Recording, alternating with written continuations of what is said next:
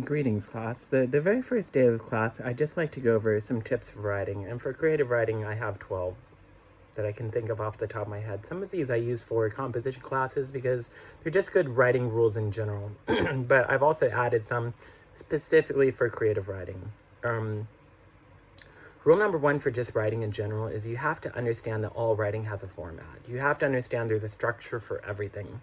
And if you're writing an academic essay, you wouldn't write a research essay the same way you would an argumentative essay.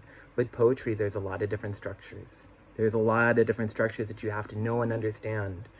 There's a difference between a sonnet and a villanelle and a sestina. They're all different, and you have to know that if you want to become a good writer.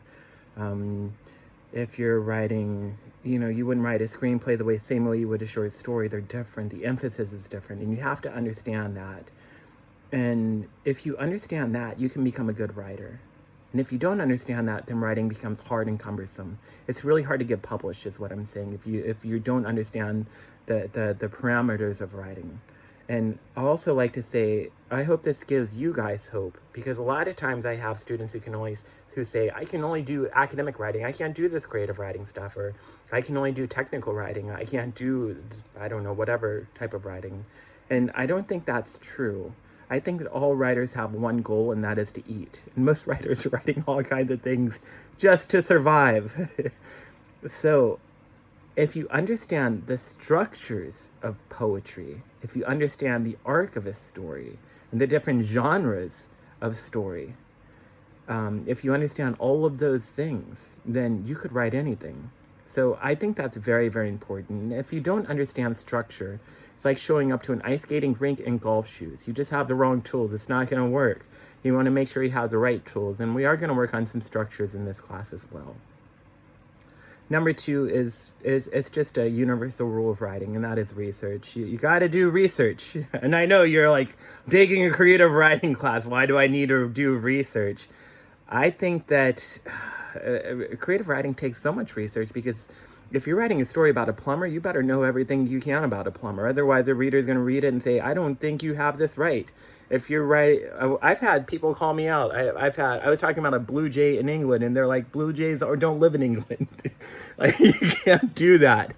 So it does involve a lot of research. I remember when I was going for my creative writing program, my master's degree, the first semester, I didn't even write. I was going to write I was working on a book about foster care, and all I did was read every single thing I could about foster care. So when I wrote this book, I could encompass it. And as I said in my introduction, I'm working about a book about a comedian, and I started doing comedy for that purpose. I researched it. I'm doing research right now. Every time I get up there, it's research, so I can put that into the book. I'm working on a poem right now about South America, the Incas, and I have a friend down there, and I said, hey, can you record me your story, because he has a tremendous story about the Incas, and send it to me. I'll pay you for this. And I've read books on the Incas. I want to make sure that if I'm going to capture people, if I'm going to capture a subject matter, I want to make sure that I'm being honest with it, and I want to present it in the right light. And so I think that research is a big part of creative writing. You probably hate me for saying this, but it is. And you have to set aside time to understand your characters, understand the scenes, understand the different elements of poetry. You have to learn different words. There's a lot of research involved in all writing. Rule number 3 is probably the most important rule I can give you if you want to become a good writer at anything. And that is draft. What I mean by that is write things more than once. Write things more than once. And I know that sucks. It's not fun, but it's actually the biggest part of writing. And every writer, from David Sedaris to Steve Martin, who's a comedian, to everybody, they're drafters. Any writer who's getting published is a drafter. When I was in college, I would write everything 7 times as my lucky number. Professional writers, they'll write things 35, 40 times, and I'm not joking. They want to get every single word right. For this class, let's be simple. If you write these stories, these poems 3 times, they're going to get better and better, hopefully every single time. I think that writing is like a coral reef. Where when a coral reef forms, there's nothing. There's rocks, there's a shipwreck, there's dark ocean, there's nothing. And you have to give things time to manifest. A coral reef over 5, 10 years, 15 years has color. It has life. It has fish. And drafting is the same way. Hopefully it doesn't take 15 years, but the more you write something, the more it develops, the more it grows, the more you polish it. And that's the biggest secret that I have to writing, is to draft things several times. And I'm not saying write the same thing over and over again. For example, if I'm working on a chapter, I love dialogue. I love it. And so what I'll do is I'll write the dialogue first. I'm very dialogue driven. I'll write the dialogue first. And then the second draft, I'll go through and I'll describe what the characters look like. The next draft, I'll go through and start describing the scene. And every single time, I'm either trying to add something important to it or I'm trying to take something out. But I'm trying to make it better. That's the goal of drafting, is to write things more than once and try to make it better and better and better. And if you do that, you're going to write well. You're going to write well no matter what.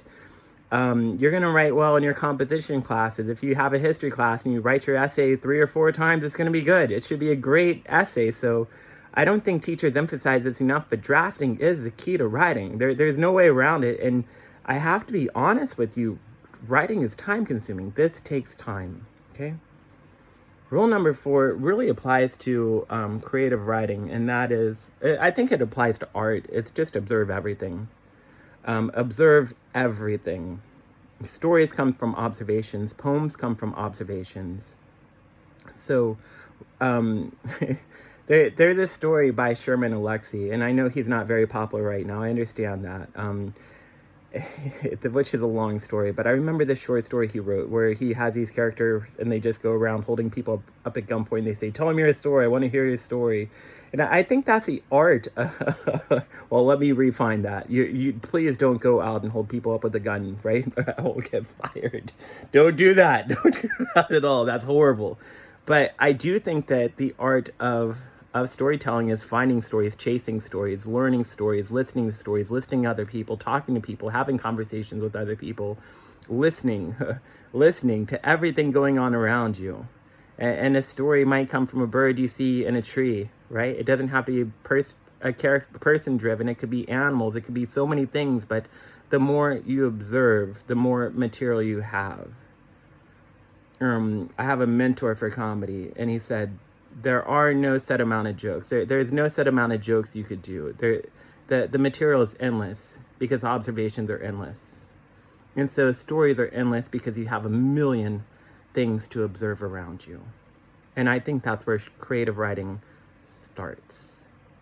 Rule number 5 is write in a notebook. I know that some of you guys may be frowning. You're like, I like my computer. If you like your computer, hey, you don't have to do any of these rules. You don't have to. They're just tips, suggestions. I write in a notebook. I just find it more personal. A lot of the professional writers, I know that they do freehand writing. And I know that's cumbersome. I mean, you could develop carpal tunnel. It's hard work. But I know that a lot of professional writers prefer a notebook for a variety of reasons. One, with the computer, there's a lot of distractions. If I'm writing on my computer, I'm checking Facebook, I'm checking sports, I'm checking all of these other things. I'm not focused on writing. I'm in another headspace. A lot of writers will have a desk where they just write, and they'll have a computer desk. So I think there's a lot of distractions. I also think a computer could be intimidating. It's 1 o'clock in the morning, you have this white screen staring back at you, giving you cancer. It's scary. So I think a notebook is more personal. A lot of times if I'm writing in a notebook, you can see my notebook is shredded, but a lot of times my best writing won't be on the center of the page. It'll be all around the page in my little notes and things like that. And a lot of times I find that to be my best writing. I can't do that in Microsoft Word or Pages. Also, if I don't like something, I put an X through it. I put an X through that paragraph. It's still there. If I delete it, it's gone forever. I'm never going to find it again. And lastly, if I'm at Starbucks or a coffee shop or something like that and I leave my notebook, for me, that's painful. That hurts. But I only lost $3. I didn't lose a $1,500 laptop. So don't have to plug it in. I don't have to worry about bringing the charger, the battery dying. So I just think they're more transportable. So try that. Write in a notebook. Rule number 6 is write sloppy. That applies to all writing. I think a lot of times we try to be perfectionists. We're like, I'm going to get this perfect. I'm going to get this absolutely right. However, I think it's better just get ideas down. If you look at my first drafts, they look horrible. They look like they should be written in crayon. They look like a kindergartner wrote them. They're horrible, horrible, horrible. But I know that they're going to get better. I just need a starting point. So I think that good writing starts with less pressure. Take the pressure off. Let the story grow. Listen to the characters. Listen to the story. A lot of times, when you sit down to write a story, you might think it's going to go somewhere. You have a plan for the story and it's going to go. But the more you listen to it and the more you get to hear the characters and listen to the story will write itself, and you have to give that time. If you're putting too much pressure on it, then chances are you could lose the story, it could fall apart. But I think that's very, very important, whether you're writing a poem, whether you're writing an essay, whether you're writing anything. Just write it sloppy first, and then when you get to your final draft, then put your perfectionist cap on and say, I'm going to nail this. I'm going to make it great. I'm going to make it perfect. But don't start there. Make this easy. Rule number 7 is share ideas. I have a lot of people like, I'm worried someone's going to steal my story and things like that. I don't worry about that. I don't worry about people stealing anything. I have much greater fear that I'm more worried about writing a garbage story. But if I'm writing something, I do call my friends and I'll say, hey, I have this story. Can I tell you about this character? Or if I call my mom, she'll be like, that's a stupid idea. Why are you doing this? And sometimes I need to hear that, right? Sometimes I need that rough criticism. But a lot of times if I share a story with a friend, I call a friend, they'll give me more advice because they might know something that I don't, or they could see it from a different perspective. And also, I think we're more comfortable talking than we are writing. Most people are like that. So when I call my friend, I'm going to be blunt. It's actually being selfish. It's horribly selfish, where I'm calling them and saying, hey, here's my story. And I don't even care if they give me feedback. For me, by me talking about it, it creates an outline in my head of where I want to go with it. But I do think that's very useful. If you have a friend you can tell your story to, do it. Because sometimes they can give you better feedback. You're more comfortable doing it. And it gives you a better vision of where you can go with the story. Rule number 8. I think this applies more for fiction and creative nonfiction, but it can apply to poetry as well, because sometimes poems can be dialogue or conversations or a monologue. Or if you're writing a screenplay, you're writing drama, you have to listen to conversations. You have to listen to how people talk. This is in composition, where if we want to, we could use slang in our dialogue. We could have characters talk in slang. We could have characters talk in accents. We can have characters swear and do all of these things that we could never do in an academic essay. But the goal of storytelling, and we're going to talk about this week, it's not capturing people for who you want them to be. It's capturing people for who they are. And so what you have to do is you have to start seeing people for who they are, listen to people for who they are, and you have to start capturing people for who they are. And you want to be real. Imagine a Quentin Tarantino movie where they didn't talk in slang or swear words. Pulp Fiction, where they're like talking like, greetings, how are you doing today? Let's go shoot these people. like that would be horrible. It'd be unbelievable. So you have to speak in the language of the character. And the only way to understand the language of the character is to understand the language of people. And so start listening to conversations. A lot of times, conversations go nowhere. There's fragments in conversations. There's little utterances in conversations. And if you can learn to put those into dialogue, it just makes it that much more real. Rule number 9 is, I say this in every class, set the mood. Find a place where you like to write. Maybe you like to write at the kitchen table. That's where I love to write. Maybe you like to write at your desk. Maybe you like to write at the Starbucks, coffee shop, the beach, in your car, wherever. Find what works. Find what time of day works for you. Maybe you like to write in the morning, afternoon, evening. Find a time that works best. Maybe you like noise. I love noise. I love songs. I listen to songs and music all the time when I write. If I'm writing an action scene, I'll listen to fast music. If I'm writing a sad poem, I'll listen to a sad song on repeat for hours, trying to capture that mood. It's crazy, but that's what I do. Some people need silence. If you need silence, do that. Have friends who have a glass of water and 3 mandarin oranges all around them. They get weird, but you know what? You have to do what works for you. And the more you make something a habit, the easier it is to do. Writing is hard, it's time consuming. But just like brushing your teeth or working out, all you have to do is get in the gym. You get in the gym the first day, you feel better. You go the second day, you go a week. After that week, it becomes so much easier because you've developed a routine of going to the gym every day at a certain time. Writing is the same way, where if you develop a time, set a date, set a time, set a place, it just becomes that much more easier. And it's also easier to avoid writer's block. Rule number 10 is take breaks. Take breaks. If you listen to a lot of these rules, it's just saying take the pressure off. Take the pressure off. I think that a lot of times, well, when you take a break, it's good to go watch a Netflix special, go walk your dog, go hang out with your friends, go walk away from your writing. You have to, because when you're in the writing, you don't give it a chance to breathe. And sometimes your best ideas come when you least expect them, so you have to give them time. So, for example, sometimes you'll be thinking all day, what is that person's name? What is that person's name? And right when you go to bed, that's when you remember it. Or, where are my car keys? Where did I put my car keys? And right when you go to bed, that's when you remember, because you're taking the pressure off. That's when you remember. Your great ideas come when you least expect them, so you have to give them time.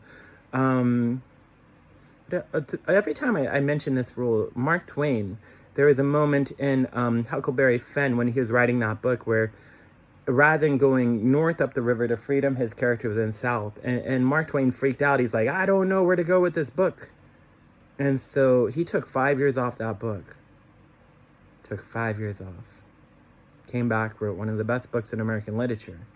I'm not saying take 5 years off this class and say, hey, I just need time to write this poem.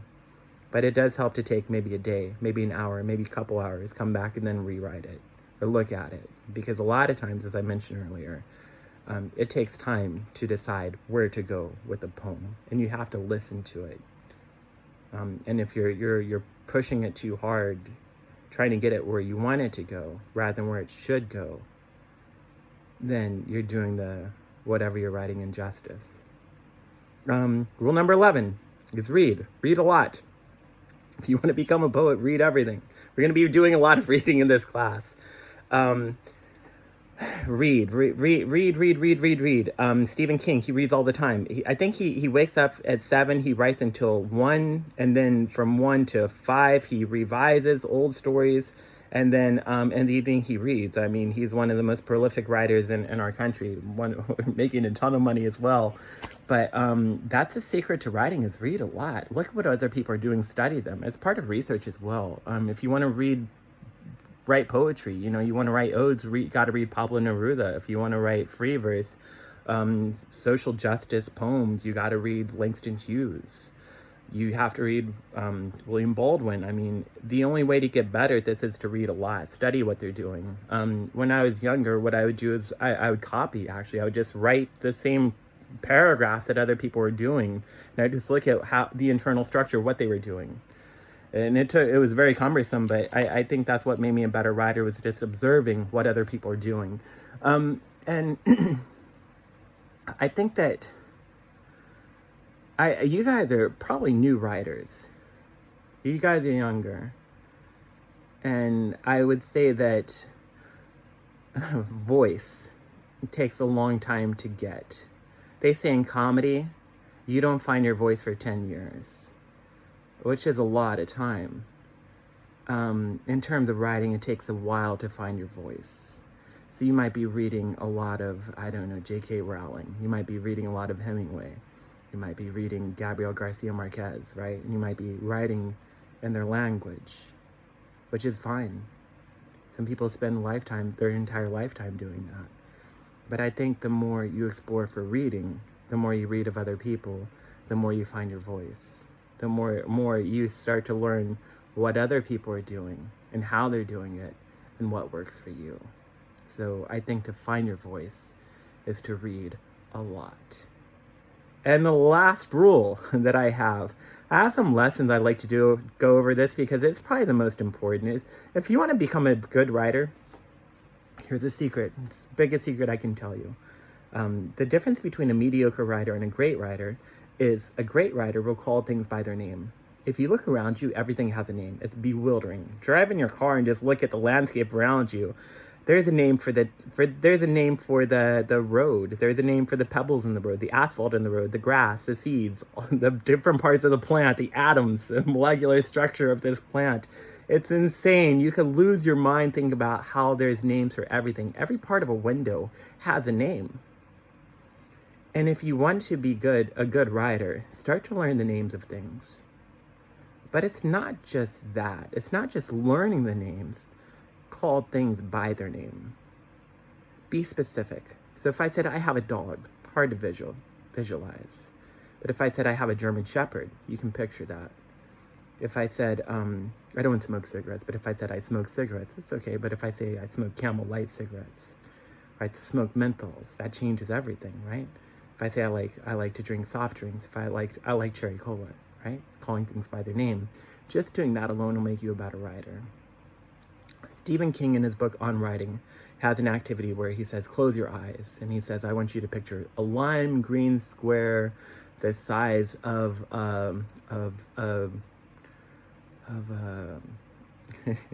the size of a deck of cards, right? And then you open your eyes, and he says, that's the art of writing. Is what you're trying to do is you're trying to put these details in people's heads. You're trying to have them imagine what you're seeing. And if you can do that, that's very, very powerful. It might be the most powerful thing you can do because you can transcend time. What you write today could be read 1,500 years from now and people can see it, right? That's powerful stuff. They could read it in other countries, other languages. It's very, very powerful. But it really comes down to this, and we're going to work on this. The difference between a mediocre writer and a great writer is call things by their name. Everything has a name. If you're talking about a rooster, talk about a Rhode Island red rooster. And that's the secret. And we're going to spend time on this. So these are 12 rules for writing. I hope they help. Thank you.